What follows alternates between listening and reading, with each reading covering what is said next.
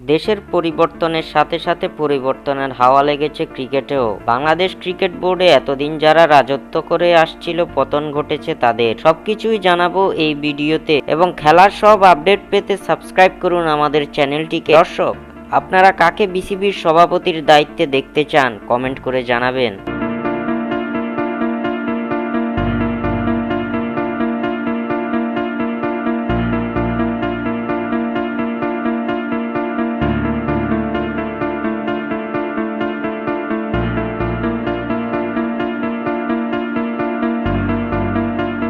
দুর্নীতি ও স্বজনপ্রীতিতে বাংলাদেশ ক্রিকেটের মেরুদণ্ড প্রায় ভেঙে গেছে বলা চলে। দেশের ক্রিকেটে এতদিন যারা রাজত্ব করে আসছিল তাদের এবার ঘটেছে পতন। নতুন এক ক্রিকেট বোর্ডের আশায় বুক বাঁধছে ভক্তরা। ক্রিকেট বোর্ডের এই বেহাল দশার জন্য এতদিন অভিযোগের আঙ্গুল উঠেছে সভাপতি নাজমুল হাসান পাপন থেকে শুরু করে অধিনায়ক সাকিব আল হাসানের দিকেও। দেশের এমন পরিস্থিতিতে এবার আর বিসিবির সভাপতির দায়িত্বে থাকতে পারছেন নাজমুল হাসান পাপন। কিছুদিন আগে ক্রীড়া মন্ত্রণালয়ের দায়িত্বটাও পেয়েছিলেন পাপন, তবে এবার সবকিছুই হারাচ্ছেন তিনি। বিসিবির সভাপতিত্ব এবং ক্রীড়া মন্ত্রণালয় কিছুই থাকছে না তার আদলে। এবার নতুন করে ঢেলে সাজানো হবে বাংলাদেশের ক্রিকেট বোর্ড, যেখানে পরিবর্তন হবে সব স্তরে। বাংলাদেশ ক্রিকেটের অবনতির কারণ হিসেবে বর্তমানে ভক্তরা দায়ী করছে গত 24 বছর ক্রিকেটের সঙ্গে যুক্ত থাকা ব্যক্তিদের। আজ বাংলাদেশ ক্রিকেট বোর্ডে দেখা গেছে বেশ কিছু নতুন মুখ।